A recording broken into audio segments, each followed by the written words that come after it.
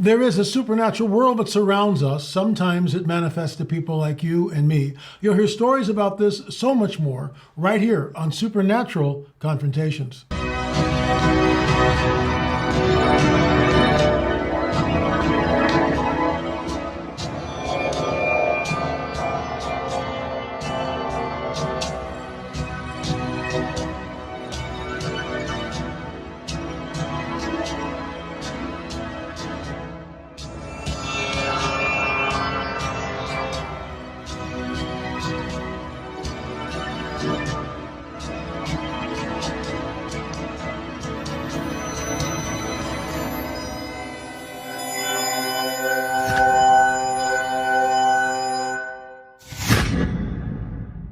Our guest today, a very special guest, is Felicity Elliott. I think you'll find her testimony about Maitreya interesting. And right off the bat, folks, Felicity and I have talked before we started rolling the cameras. We have differences of opinion, but here on this show, we always treat our guests with the utmost respect. So even though we may disagree, or agree to disagree, I should say, I think you'll find this interesting. So we'll get into this, but first, a word from our trusted sponsor. Folks, there seems to be bad turbulence ahead. The economy is a minefield right now, ready to detonate and destroy the wealth and dreams of the unprepared. Bank failures, de-dollarization, debt, but amidst the chaos, a beacon of hope emerges. Kevin Sorbo, screen legend Hercules, Christian actor, and outspoken activist for the people. With his economic crisis toolkit, crafted in a partnership with the experts at Noble Gold, Sorbo is now on a mission to help everyday Americans navigate the coming nightmare, the coming financial nightmare. This shock-proof toolkit is your compass through the turmoil, with recession-proof strategies, inflation-busting techniques, and opportunity-seizing skills to help you not just survive, but thrive in the bedlam. The crisis threatens to derail your financial future, but you can now stay on track and emerge stronger than ever. And the best part? The shield of knowledge is yours, absolutely free. Folks, don't become another casualty. Enlist in Sorbo's Wealth Warrior ranks today and arm yourself with the tools and tactics you need to protect your hard-earned assets. Visit noblegoldinvestments.com, noblegoldinvestments.com, and sign up for the Economic Crisis Toolkit. Felicity, thanks for joining us. Before I start asking you questions, I was a brand new born-again Spirit-filled Christian in 1980. 2 years later, I remember these full-page ads in Los Angeles Times, New York Times, London Times, and all over Europe. The Christ is now here. And we're all going like, well, what is this? And this is now 42 years ago. And I know. Right. I mean, I'm well aware of it. Yeah, it was a startling statement. We didn't know what to make of it. I have been following Maitreya, Benjamin Creme, before he passed away, of course. I've had other interviews with people from Share International. And I remember, I think you'll find this interesting. The last novel I wrote in the Nephilim trilogy was in 2005. And I was thinking to myself, what can I do in this novel that would, be a deception to people? I know I'd reinvent the Bethlehem Star. Now, this is in 2005, before Benjamin Creme started talking about the reemergence of the Bethlehem Star. Mm-hmm. I mean, when this happened, I was blown away. So, I mean, I already stated this. You and I have different paradigms. That's okay. Sure. Why should I believe in Maitreya? Why should anyone believe in Maitreya, where we've heard this for decades and we've seen nothing, at least that I'm aware of? Sure. Yeah, I'm very well aware of that approach and that skepticism, and I think it's perfectly understandable. And that's the great thing about where I'm sitting and from where we're talking, which is you don't have to believe it. By all means, disregard it entirely. However, it is a question of, and by the way, how prescient of you, how intuitive of you to think of the star, the Bethlehem Star story. But we certainly don't. I speak as Share International, of course, and we don't expect people to believe us. What Benjamin Creme always said, right at the beginning of every lecture, and this has always been our approach, is take it as a hypothesis or look at it and see. Now, if it seems as if it has at least some truth in it that speaks to you or that gives you some sort of hope for the world, think about it. But that's all we ask. So an open mind, which is why I'm delighted to talk to someone who has a completely different point of view. I think this is really interesting, and I'm glad to have a chat with you about this. So there is absolutely no way I can convince you, or where I would even try to persuade anyone to believe this. And I absolutely get it. 40 years later, where is Maitreya? And now this comes to really the heart of one of the issues, and that is we've never said that he comes as a savior in the traditional sense. Fair enough. Because the emphasis really is on us. The fact is that humanity, and we look around and we look at our news and so on, and we see everything that's going on in the world. And I think that people are beginning to sense the politicians and the leaders don't have the answers, or they have answers that we don't agree with. And they're taking us in directions that seem to be really catastrophic for humanity. So the onus is on us to make the changes we need, and that has always been the case. So when I think probably you've interviewed other people, as you say, from Chair International. Sure. And I think you probably found that people say, look, it's up to us. We have to make the changes. Now, I'll go back to something that Benjamin Creme used to say, and some of the masters say, and that is that there are certain conditions that have to be met in order to allow this momentous change to take place in the world. I mean, we're talking about a complete change in everything that we know that would bring us into a different kind of civilization. And I guess you're also interested in a different way of being and a different way of relating to each other and so on. And there were conditions laid down. Now, three basic, I'll just very briefly, that there would be a measure of peace in the world. Where are we with that one? Yeah, exactly. That the principle of sharing should at least begin. And when we talk about sharing, I don't mean just sharing our garden implements or you use my car today, I use yours tomorrow, whatever. No, we're talking about a structural change, a systematic change so that you have an equitable redistribution of the world's resources, so you don't have such enormous gulf between rich and poor, and you have people starving, people dying in the sea, trying to get to another place to make a decent living just to keep their kids alive.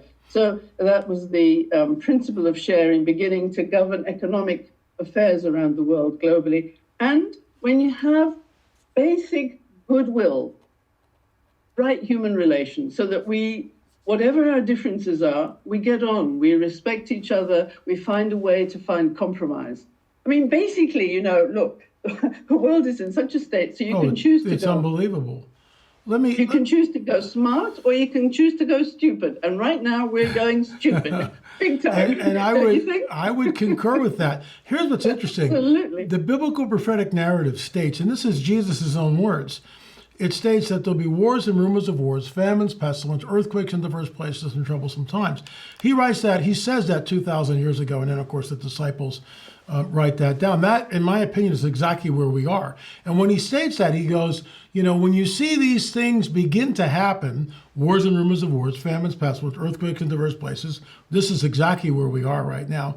Look up, for your redemption is coming. So the difference I have in my paradigm and your paradigm, I am looking for not Maitreya, I'm looking for the second coming, which again has been prophesied. And I think we're close. I'm not a date setter. We all know how that goes. But I think, sure. I think we're close. Let me ask you a question.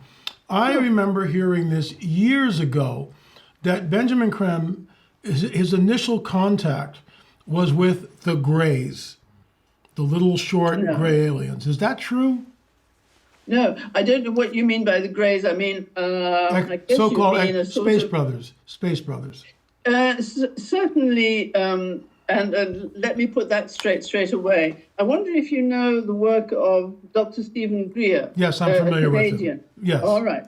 And as you know, that recently, I think I don't know if he's a Dr. Gruch or I forget exactly what his title is, but you have people in the US in the US military and others coming forward and saying that there is definitely, and they know and they're willing to testify. et David cetera. Grush, They've even been correct. in Congress. Yes, Yeah. yes. And you've had people in Congress giving testimony to the fact that there is such a thing as alien civilization. Now, according to Benjamin Creme and his master, there is life on other planets.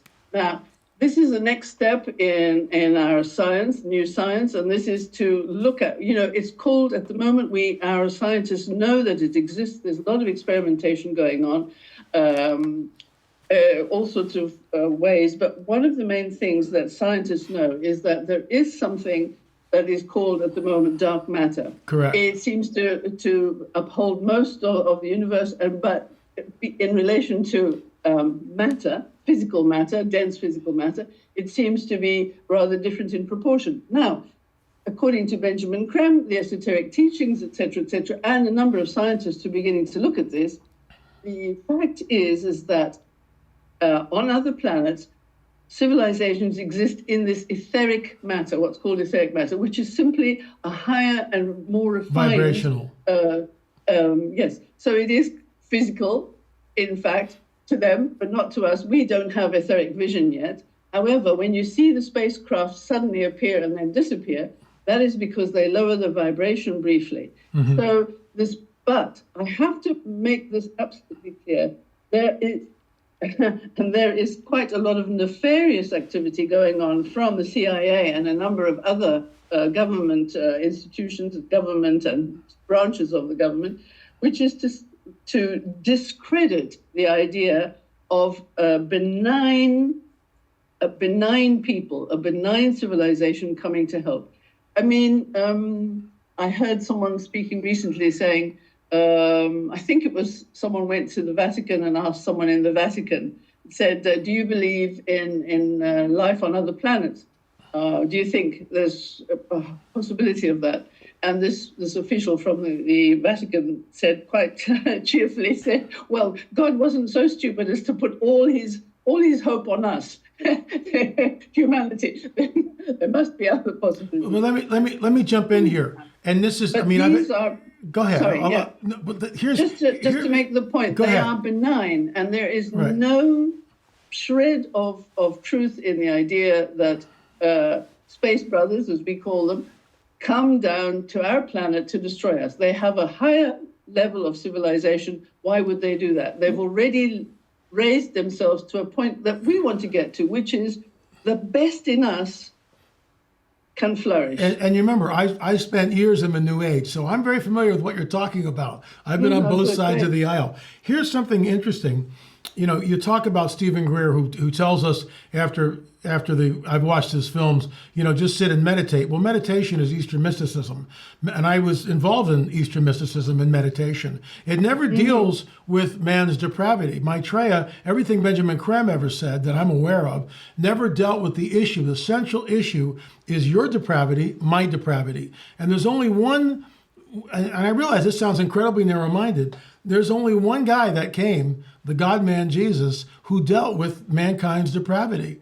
That's the whole deal. So my question to you is, who is this secretive master that, this enlightened individual, this ascended master that was in contact with Benjamin Creme? Does he have a name? He does have a name. I don't know it, and I'm not at liberty to. I wouldn't be at liberty to give it anyway. However, he is one of the masters, and he works very closely with the Master Jesus. And the Master Jesus he was a disciple Jesus. He's now a master.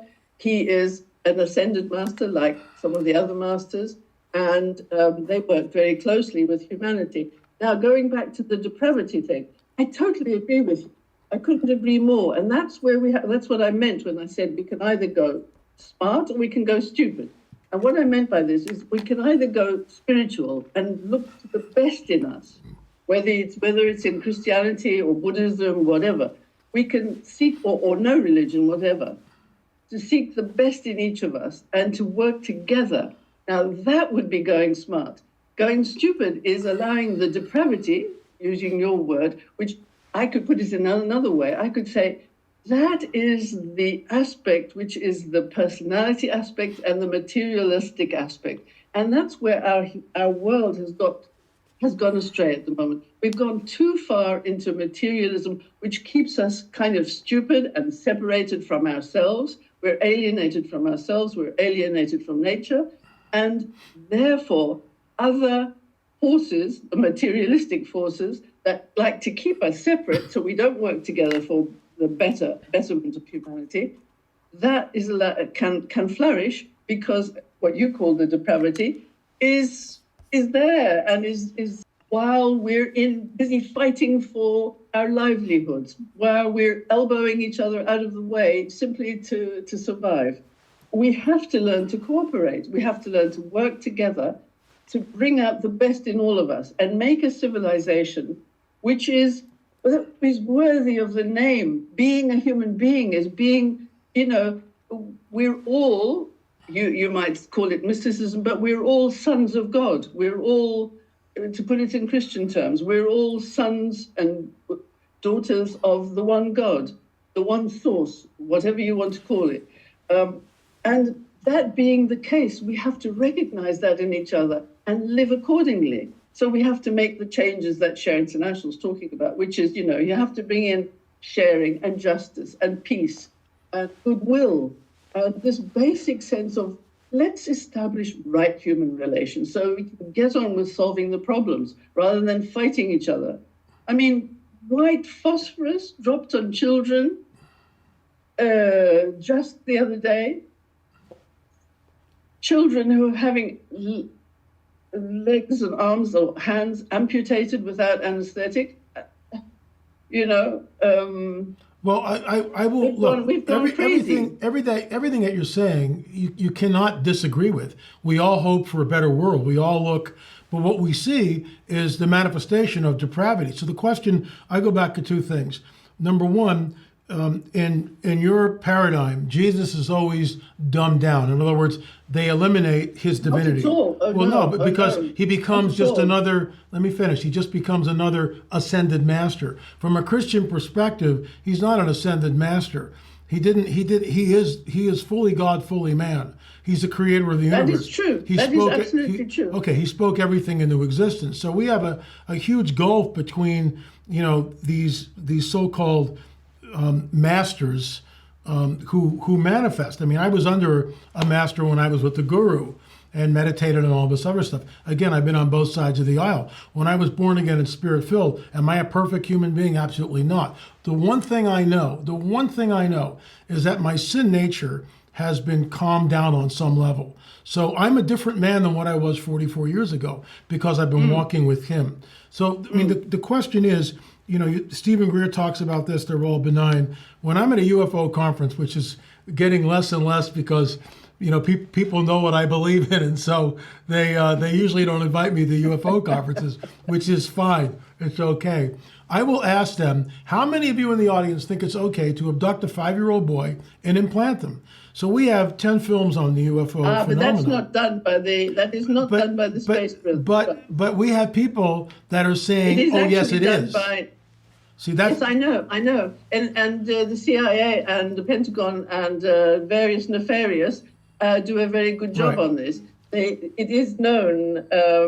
But respectfully, I would disagree because I've talked to the abductees, and I mean, when you talk to Al Matthews and you sit down, and I mean, he was taken at 5 years old. Totally, yeah, I know it's totally convincing. However, it is not the case, and I prefer to believe in a benign civilization. If you are at that level and you are able to come easily into our planet, then I believe that you have ascended to a level which is one of goodwill at the very basis, at the very least. They are here to help us, which is why they're often found around, but I'm not really here to talk about UFOs, but just to finish this off, they are often found around nuclear sites and so on. I know at the that. moment, we are, by our stupidity, bringing the world into appalling danger at the moment. looking at the wars both in Europe and in the Middle East and so on, and talking about the possibility of, oh, well, just a little bit of a nuclear, a little bit of nuclear here or there. We're insane if we think that we would survive that. And we are bringing the whole of humanity and this planet into jeopardy, serious danger. And I concur with you. I mean, we're at a point in history where it's like, look, I just finished my 14th book this afternoon. I just finished it.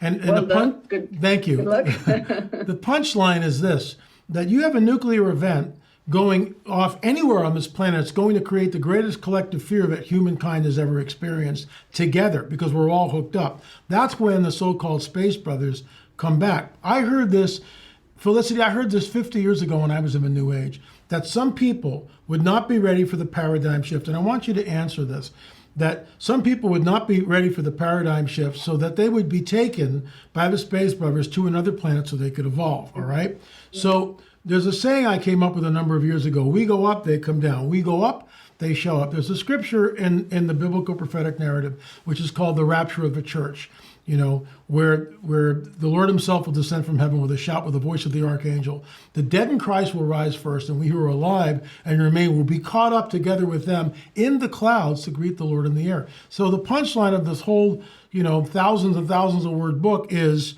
that the rapture of the church happens, and there's precedence for it. And I could quote scripture, but I won't. But trust me, it's there. The rapture of the church, we go up, and guess who comes down after the nuclear bomb? Now that's conjecture. That's conjecture. But let's go back on Maitreya. So, the Muslims are waiting for the Imam Mahdi, the Shia branch are, at any rate. Yeah. They're waiting for the Imam Mahdi. Buddhists are waiting for, what is it, the fifth Buddha, I believe? Yeah.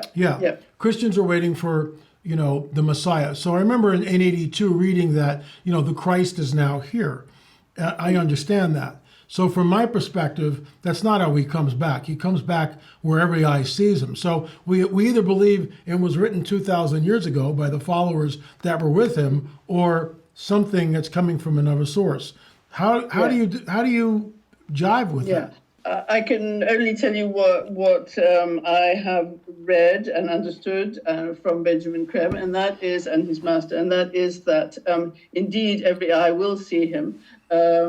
Because there is a process of gradual emergence into the world when the world has done the work. And I have to go back to that. The onus is on us. As I said right in the beginning, he's not coming as a savior. We have to make the changes that make it possible for the Christ, for the Master Jesus. I'm going to keep to my vocabulary, my terminology, but I totally understand what you're saying. Every eye will see him, and they will also see, from my point of view again, the Master Jesus, and they will see the other masters too when the time is ready. But there is no way, as I'm speaking personally now, that I think that it could happen tomorrow. I think we need to do a lot of work.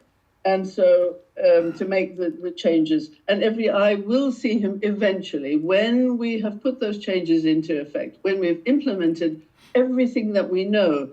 Do unto others as you would have them do unto you. All of these that we know from various religions and no religions and from our own moral compass, then it becomes possible for the Master Jesus, for the second coming to take place, to talk in your terms, for the Buddhists to see a revival of Buddhism and so on. And all of these different ways of looking at it will be fulfilled when the conditions are correct. The problem is that we are so far from that with our rules, I completely concur. So we're in a downward spiral, Felicity. I'm going to close with a statement, and I'll give you the last word, because we're up around 23 minutes. So okay. I don't want to go too much longer than that, because you and I could talk all day long about this stuff. I'm sure we could. Yeah. I will say this, that the biblical prophetic narrative is the only book on this planet that has a thread of prophecy from the first page to the last page. And those prophecies are written thousands of years ago. And we see, for those of us who are students of prophecy, we see those prophecies coming true right in front of us. There's no prophecy with Benjamin Krem. I mean, there's not one. Unfortunately, Okay. it's all prophecy. That's, Yeah, but he's that's nothing. the problem for someone like me. Nothing has ever come true that I'm aware of. Oh no, absolutely not. That's not the case. Okay. Many things were predicted and were proved. Give me in one political thing. terms. Just give me one thing. Sure.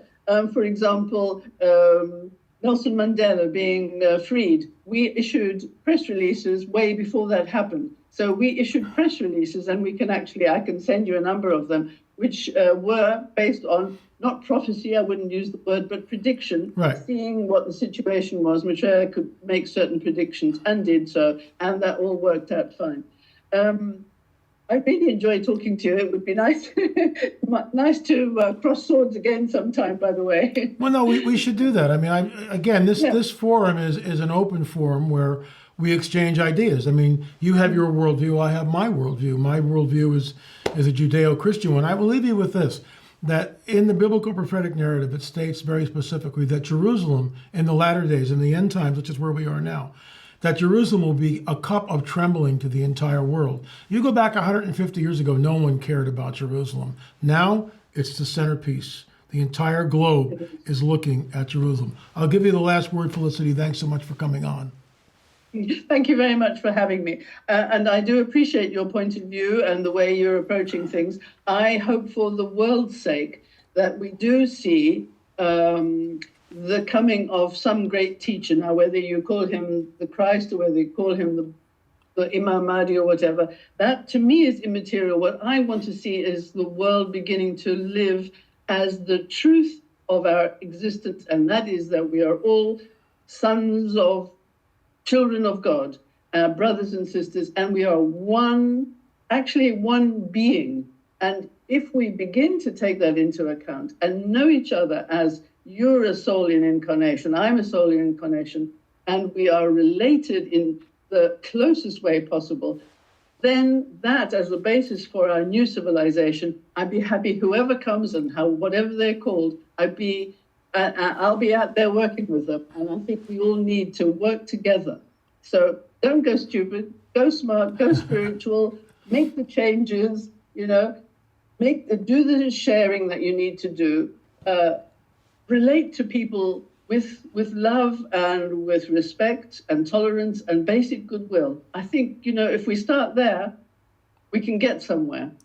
Well, again, thank you for coming on the record. I just have to say one thing. Because you said we're all part, in my opinion, we're two. We have God, the Most High God, and then us. We are two. We're not one. But I said I'd give you the last word. I'll still give you the last word. But I had to get that in. You have to get it in. Well done. Okay. Folks, thanks for watching. Thank you, Felicity, for coming on. Thank you. I will be at the Prophecy Watchers Conference coming up at the end of June. Plenty of room there. Go to prophecywatchers.com. We have all 10 films now on our UFO film series. You can go to streaming.lamarzulli.net. For the price of a cup of coffee, $4.99, you can download it and watch it. Do your homework, folks. There's lots of information there. 30 films, 14 books. I finished The Rungs on the Disclosure Ladder today, so I'm going to celebrate. Thanks for watching. Remember, there is a supernatural world that surrounds us, and sometimes it manifests to people like you and me. Thanks for watching. Officials endeavoring to obtain all top flying saucers. Marcel's own words, it was something that he'd never seen before. Something from another world. In our opinion, Marcel was a patsy. Just verbal directions, we know what about it. That his father was telling the truth. He dead in the eye, and he said, it really happened, and he held his hand up just like this. They had 6 fingers, not 5. He said they looked quite a bit like us. Do you think your grandfather was a patsy? 100%. Cover up by the U.S. military. Do you believe our government has made contact with intelligent extraterrestrials? I can't discuss in public setting. Do we have the bodies of the pilots? Biologics came to some of these recoveries. He deliberately obfuscated and they lied to the American people. When the Pentagon decided to lie about what happened at Roswell. Because standing 6 feet away, this little being about 3.5 feet tall. She said the nurses who were there during the crash, they're now at a convent. The first book that Randall wrote. And he said to Jess, he said, that's not fiction. But for everybody, I mean, this is a human thing. It's a worldwide changing, life-changing for everyone. Was certainly not a weather balloon and not something from this earth.